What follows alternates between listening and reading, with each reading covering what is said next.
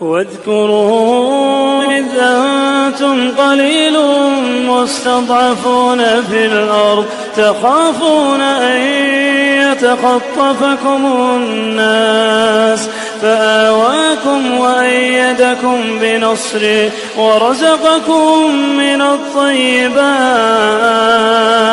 لعلكم تشكرون. تیری عظمتوں سے ہوں بے خبر، یہ میری نظر کا قصور ہے. تیری عظمتوں سے ہوں بے خبر، یہ میری نظر کا قصور ہے. تیری راہ گزر قدم قدم، کہیں عرش ہے کہیں نور ہے. یہ بجا ہے مالک دو جہاں، میری بندگی نہ قصور ہے. یہ خطا ہے میری خطا مگر تیرا نام بھی تو غفور ہے. یہ بتا تجھ سے ملوں کہاں، مجھے تجھ سے ملنا ضرور ہے. کہیں دل کی شرط نہ ڈالنا، کہیں دل کی شرط نہ ڈالنا، ابھی دل گناہوں سے چور ہے. تو بخش دے میری ہر خطا، تو بخش دے میری ہر خطا، تیری ذات رحیم و غفور ہے.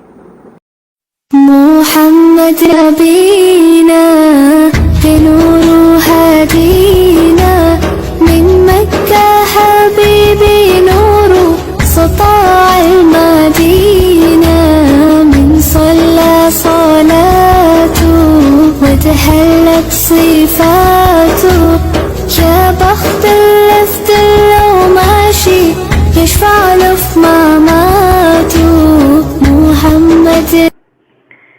بسم اللہ الرحمن الرحیم.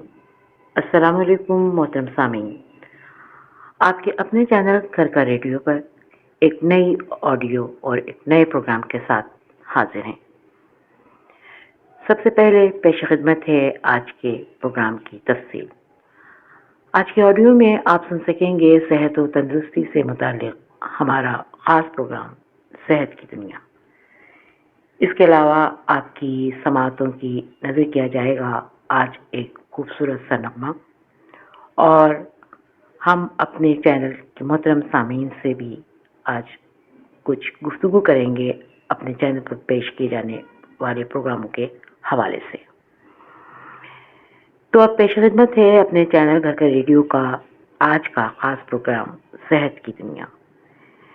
جی ہاں محترم سامعین، اس پروگرام صحت و تندرستی کے حوالے سے مختلف طریقہ علاج پہ بات ہوگی، لیکن جناب اس سے پہلے یہ دیکھتے ہیں کہ صحت اور تندرستی کے ضمن میں ہمارا دین کیا کہتا ہے. تو اس سلسلے میں رسول اکرم صلی اللہ علیہ وآلہ وسلم کی ایک چھوٹی سی حدیث مبارکہ پیش خدمت ہے. حضور پاک نے ایک موقع پر ایک صحابی سے فرمایا کہ تیرے جسم کا بھی تجھ پر حق ہے. یعنی اس سے مراد یہ کہ ہم اپنی صحت کا خاص خیال رکھیں اور اسے تمام نقصان دہ عوامل سے بچائیں تاکہ اپنے پیارے نبی کے اس فرمان پہ عمل ہو سکے.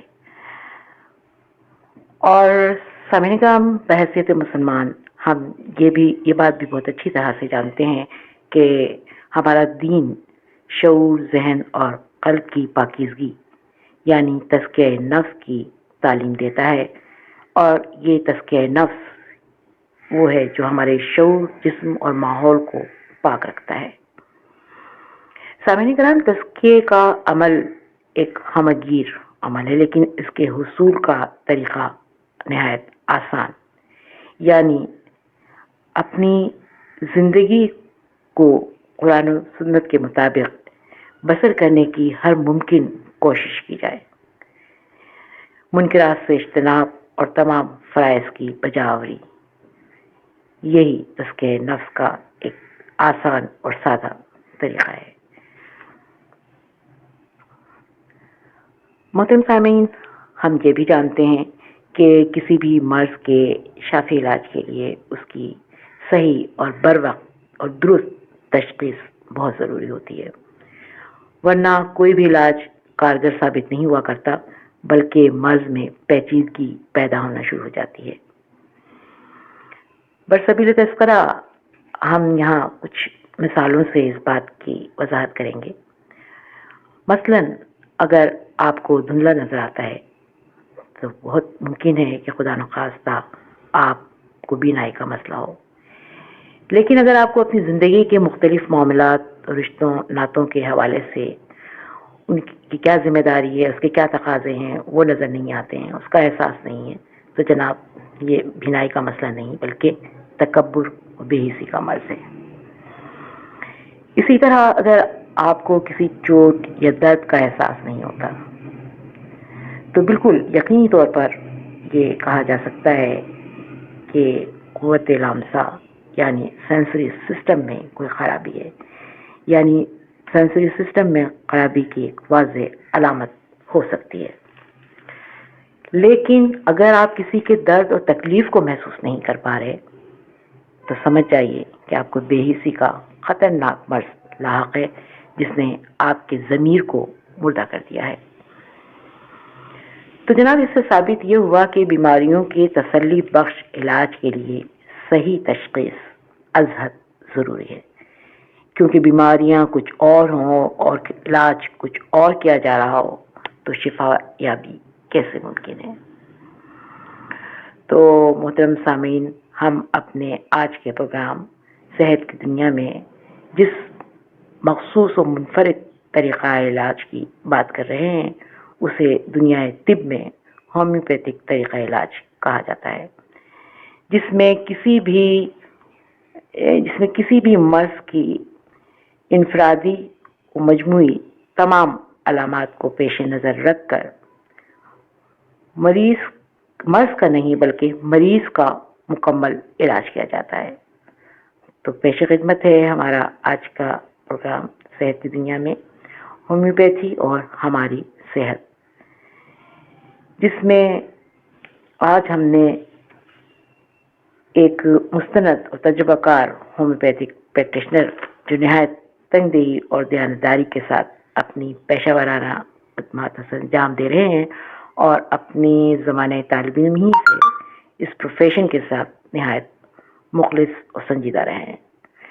اور ان کی اپنے پروفیشن کے ساتھ ایک خاص خصوصیت یہ بھی ہے کہ یہ پس پردہ رہ کر خاموشی کے ساتھ مسیحائی کا فریضہ سر انجام دینا چاہتے ہیں. تو اب پیش خدمت ہے ہمارا آج کا پروگرام ہومیوپیتھی اور ہماری صحت، اور آپ سے مخاطب ہیں ڈاکٹر بشیر احمد. آئیے سنتے ہیں.